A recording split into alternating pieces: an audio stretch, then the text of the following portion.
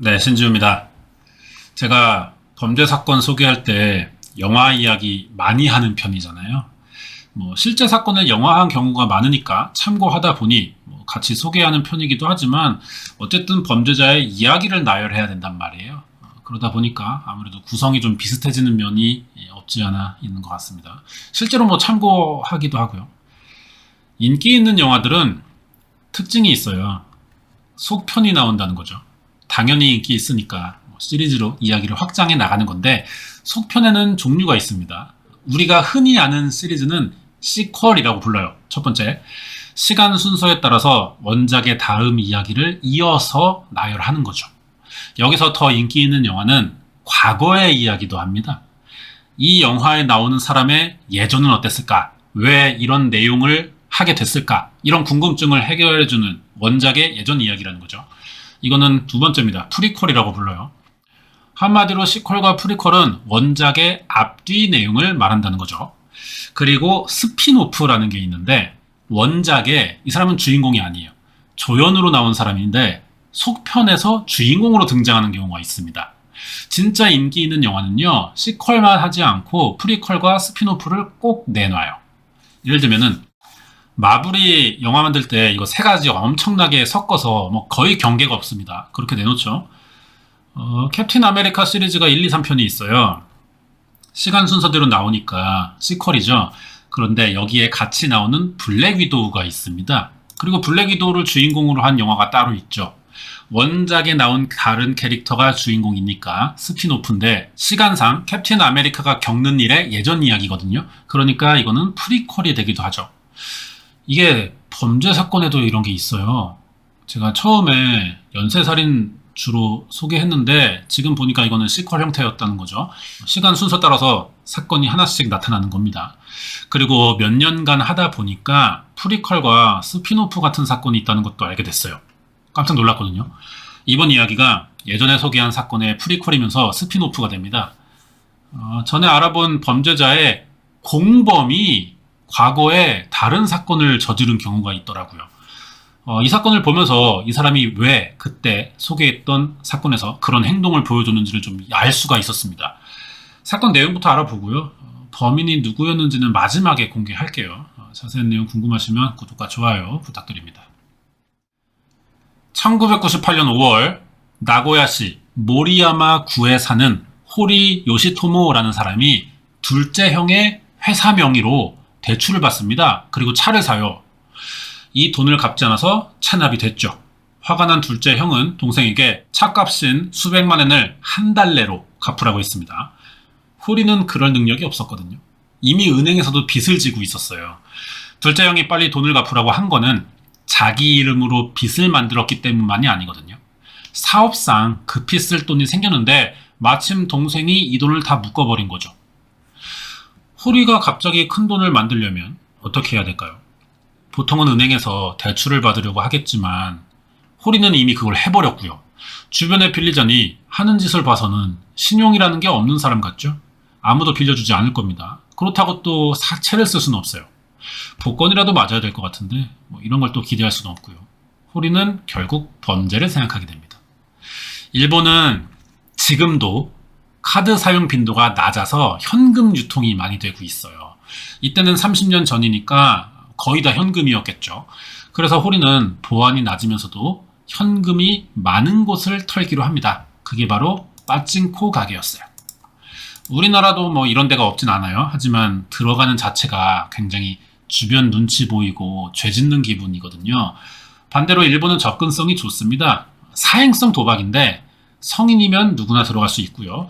지하철역마다 하나 이상 찾을 만큼 많고 또 대중적이라 그래요. 여기는 여러 사람이 수시로 드나들어요. 그런데 보안시설이 별로 없는 데다가 현금이 많습니다. 그래서 호리는 가게가 문 닫을 시간을 노려서 여기 돈을 한번 훔쳐볼 생각이었어요. 적당한 빠칭코 가게를 찾기 시작했고요. 더 많은 돈을 들고 나오기 위해 공범을 찾기도 합니다. 호리는 사실 직업이 있긴 했어요. 건설 현장 일용직으로 일했는데 여기서 알게 된 22살의 사토 히로시라는 남자에게 같이 큰 돈을 벌어보자고 말을 꺼낸 거죠. 범죄를 저지르자는 건데 사토가 이걸 덥석 물어요. 왜냐? 사토는 이미 범죄 전과가 있는 사람이었고 마약 중독자였거든요. 마약 중독자들이 약값을 모으려고 도둑질하는 경우가 많습니다. 혹시 호리는 제안을 거절하더라도 이 사람이 전과자니까 다른 데다 이야기하지 않을 거란 생각에 물어본 건데 사토가 마침 약값이 떨어졌는지 오히려 좋아하는 거예요. 범행 장소는 사는 지역인 나고야로 정해졌고요. 쉽게 범행이 가능해 보이는 가게를 털기로 했는데 생각보다 기회가 없는 겁니다.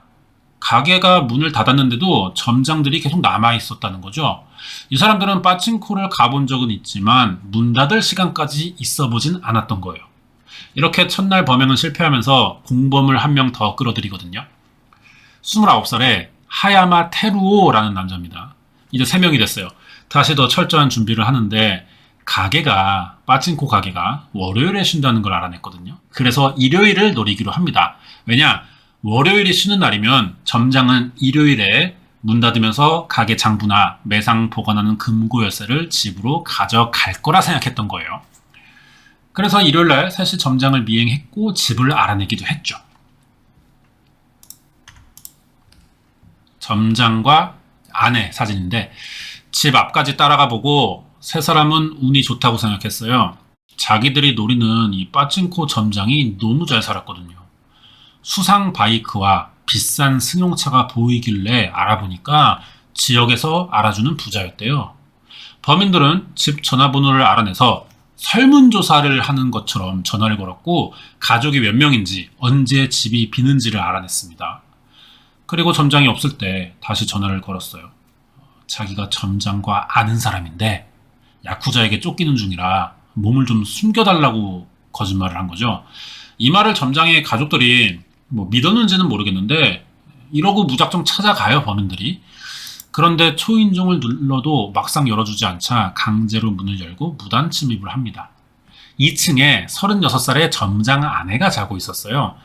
무슨 소리 나서 깨보니까 처음 보는 남자 3명이 눈앞에 있는 거죠. 소리 질렀지만 호리가 주범이죠. 입을 막고 낮에 전화한 사람이니 숨겨달라고 한 거예요. 그래서 점장 아내가 밥을 해주고 술도 꺼내줍니다. 아내는 범인들에게 어떤 일이 생겨서 야쿠자에게 쫓기는지 물어봤고요. 차라리 심각한 일이면 남편보다 가족 중에 경찰이 있으니 신고하는 게 어떻겠냐라고 한번 물어봤어요.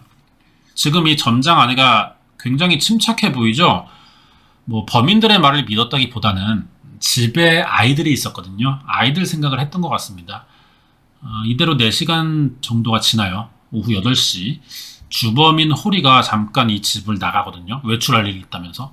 그리고 1시간 있다가 왔는데 이 사이에 무슨 일이 벌어졌는지 남아있던 2명이 점장 아내를 살해한 겁니다. 그리고 집안을 뒤져서 현금 6만 엔을 훔쳤고요. 남편인 점장이 올 때까지 기다리고 있는 거예요. 점장은 4시간이 더 지나서 다음날 새벽 1시에 들어왔습니다. 2층에서 아내가 죽은 걸 보고는 아이들 먼저 확인한 뒤 경찰에 전화하러 1층으로 내려왔는데 범인들이 숨어서 이 순간을 노리고 있던 거죠. 점장은 범인 3명을 당해낼 수 없었고요. 빠칭코 가게의 열쇠와 귀중품, 집에 있던 금고까지 뺏기게 됩니다. 돈 될 물건을 다 얻어내자 범인들은 이제 쓸모가 없어진 점장까지 살해했고요. 차에 실었어요. 그리고 1시간 거리에 다른 마을로 이동해서 시신을 버렸고 점장의 차로 빠칭코 가게로 가서 환풍구로 침입을 시도합니다. 정문으로 들어가면은 눈에 띌지도 모른다는 생각에 몰래 들어가려고 했나 봐요.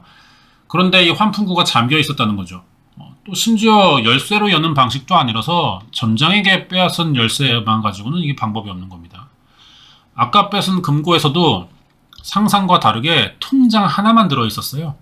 이 돈 빼려면 은행에 가야 되는데 그럼 CCTV 있고 붙잡히겠죠? 못 갑니다. 결국 할 수 있는 건 아무것도 없었고요. 이날 호리와 공범들이 2명을 살해하면서 빼앗은 돈은 6만 엔과 점장의 팔찌 정도밖에 없었다는 거죠. 점장 부부의 아이들은 살아있었습니다. 아이들은 사건 당시에 자고 있었어요. 그래서 부모가 죽는 걸 전혀 몰랐고 일어나 보니까 빈집이었던 거죠. 부모가 며칠째 들어오지 않으니까 친척에게 알리고 친척이 경찰 신고하면서 수사가 시작된 건데 경찰이 여기서 이상한 생각을 해요. 부부가 가출의 가능성이 높다고 보는 겁니다. 아이들 키우는 부부가 아이들이 성인도 아니에요. 부부가 새벽에 갑자기 사라진다는 건 상식적이지 않죠. 그것도 가출로. 아이들의 연락을 받았던 친척도 절대 그럴 일 없다면서 사고를 주장하자 경찰은 또 그 말이 맞는 것 같다. 뭐 이러면서 수색을 시작해요. 경찰은 곧바로 사건 조사에 들어갔고요. 6일 만에 호리와 공범들이 버리고 도망친 점장의 차와 시신을 찾습니다. 경찰은 아이들이 무사하지만 부부만 살해된 점을 근거로 면식범에 의한 원한 살해라고 생각했는데요. 이걸 근거로 범인은 피해자와 얼굴을 아는 관계라고 단정짓는 바람에 단서를 찾지 못한 거예요. 수색 범위가 좁아졌던 거죠. 그리고 시간이 이대로 지납니다. 이 사이에 범인들은 다음 사건을 준비했어요. 호리가 일하던 공사장이 주택이었거든요. 완공되고 사람이 들어와서 사는 이 집을 털기로 한 거예요.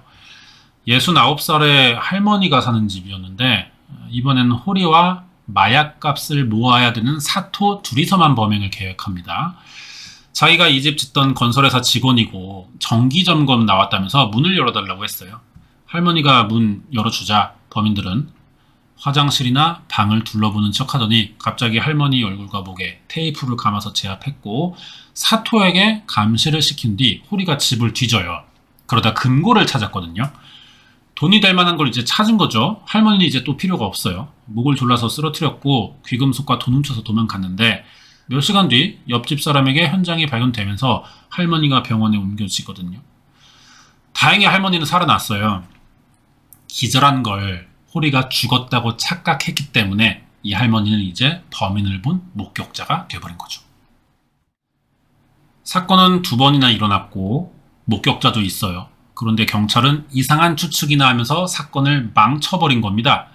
호리가 저지른 이 사건은 13년간 미제로 남아있었어요.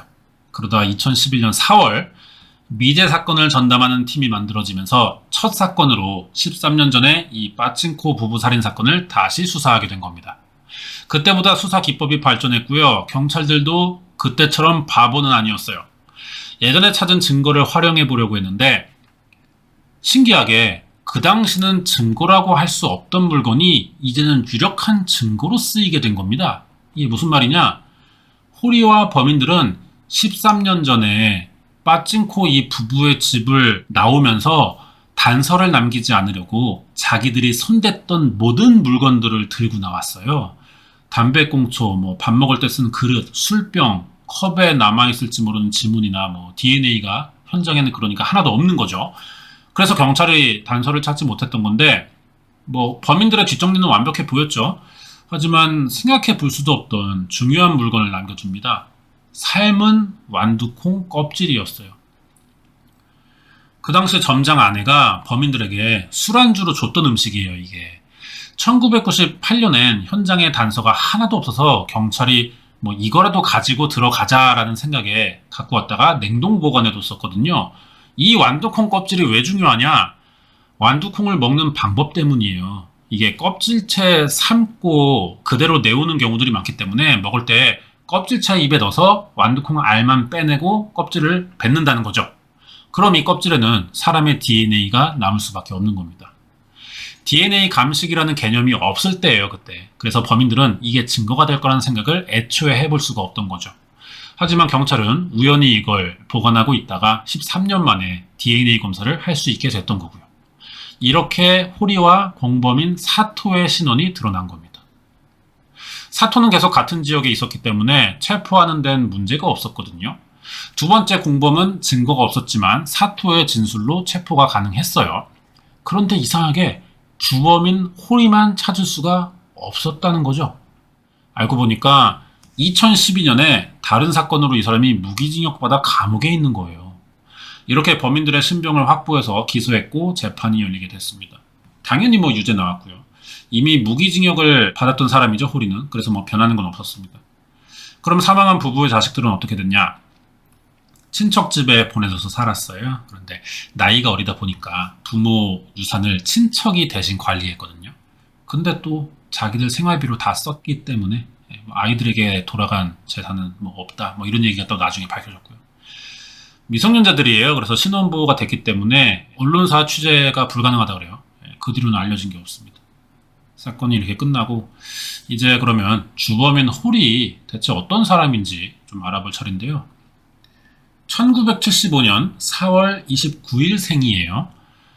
기후현에서 5형제 중 셋째로 태어납니다. 아빠가 제일 한국인 2세래요. 태어나고 6개월 만에 피가 혈관 밖으로 나와서 피부에 착색되는 자반병이라는 게 걸립니다. 그래서 6살까지 통원치료 받은 적이 있고요. 아빠 직업이 트럭 운전수예요. 도기의 원료인 옥석을 운송하는 일이었다 그래요. 이게 돈을 잘 버는 일이라고 합니다. 덤프차 여러 대가 있을 정도로 잘 살았지만 아빠가 또 바람 펴가지고 부부싸움 자주 하면서 아빠의 또 가정폭력이 시작됐었대요. 그러면서 이사한 곳이 사건을 저지른 나고야였던 거고, 아빠의 바람과 가정폭력이 계속됐고요. 호리가 초등학교에 들어가기 직전에는 아빠가 내연녀와 동거를 시작하면서 부부가 또 이혼합니다. 아빠가 제일 한국인이라 자식인 호리도 성인이 되면서 국적을 선택해야 되는데 아빠처럼 되기는 싫어서 형과 같이 일본 국적을 선택했다 그래요. 그 뒤로 아빠는 부도가 났습니다. 재산 다 날렸고 빚을 갚지 못해서 야쿠자에 들어갔다 그래요. 초등학교 4학년 여름방학 때 호리가 축구를 시작하거든요. 축구 선수로 진로를 정할 만큼 축구를 좋아했는데 집에 여유가 없어서 포기했어요. 이때 호리는 집이 가난하다는 걸 체감합니다. 그리고 중학교 때는 교사에게 체벌받은 적이 있는데 왠지는 모르지만 꽤 심했다 그래요, 수위가.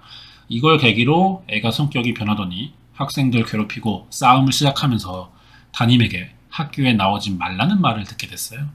그래서 그만두고 자퇴하고 건설 현장 일용직을 시작했던 거죠. 이때 마약 중독자인 사토를 알게 됐었고요. 두 번째 공범자인 하야마 테루오는 둘째 형의 일을 가끔씩 도와주다가 알게 된 사람이에요. 호리는 결혼도 했거든요.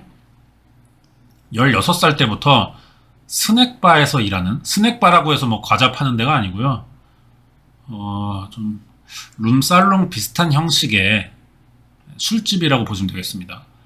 여기서 일하는 3살 위에 호스티스를 만나면서 1993년에 아이를 낳아요.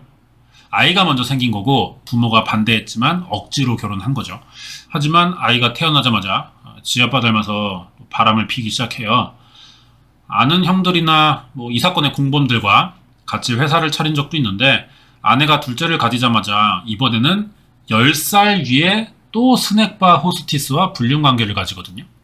이 핑계로 아프다면서 회사에 잘 나가지 않았고요. 화가 난 아내는 호리를 내쫓습니다. 그래서 불륜녀 집에 들어가 얹혀 살게 됐어요. 여자 만나느라 일을 제대로 하지 않았으니 당연히 돈이 없었겠죠. 그래서 둘째 형의 명의로 대출받아 차를 샀던 거고요. 이 돈을 갚지 못하자 큰 돈을 만들려고 범죄를 계획해서 이 빠찡코 부부살인 사건을 저지르게 됐던 겁니다. 이게 사건의 내막이에요. 자, 범인의 이름이 호리 요시토모였죠. 제 영상 자주 보는 분들이라면 이 이름 알 수도 있습니다. 이 사람 기억나나요? 경찰이 이 사람 찾았을 때 무기징역으로 감옥에 간 상태였죠. 그럼 무슨 사건으로 붙잡혔었냐? 예전에 알아본 적 있는 그 어둠의 사이트 살인 사건의 범인 중 한 명이에요. 영상 제목이 개노답 삼형제였는데 공범이었었죠. 붙잡고 확인해 보니까 빠찡코 부부 살인 사건의 범인이었었던 거고요. 여기 위에 그 사건 링크해 두겠습니다. 이번 사건과 비슷한 면이 많거든요. 이 사건에서는 주범이지만 그때는 공범으로 꼈어요. 같은 3명이었고 강력 범죄 계획했지만 이 사람은 운이 나쁜 건지 지능이 나쁜 건지 의심될 정도로 이상한 이유 때문에 범행을 계속 실패하거든요. 그 어둠의 사이트 살인 사건 때도 이 사건에 경험이 있어서 그랬는지 그때도 빠찡코를 털려고 한 적이 있어요. 하지만 실패했었고 주유소 노렸다가 가보니까 폐업한 곳이거나 24시간 편의점을 노리려고 가봤는데 마침 그날부터 23시간으로 바뀌어서 문이 닫혀 있었고 되게 이런 식으로 실패했었습니다. 바보들인가 싶을 정도로 어이가 없었는데 어쨌든 그래도 살인범이에요. 과정이 어처구니가 없지만 강력범죄자들입니다. 이 사진이 그나마 최근에 공개된 사진인데 얼굴이 외형이 남아있죠. 안경을 쓰기도 했고요. 무기징역이고 가석방 뭐 이런 건 없을 것 같아요. 평생 감옥에서 살아야 될 겁니다. 네, 준비한 내용은 여기까지고요. 이 사건은 1998년 일본 나고야에서 일어났던 호리 요시토모의 그 개노답 삼형제 중에 한 명이죠. 빠친코 부부 살인사건 파일이었습니다.